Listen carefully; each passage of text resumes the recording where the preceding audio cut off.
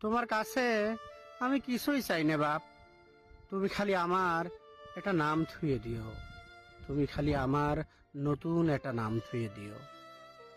তোমার হয়তো মনে হয় যে বাপ ছাওয়ালেকে একটা হুন্ডই কিনে দিবে পারে না, সে আবার কিসের বাপ।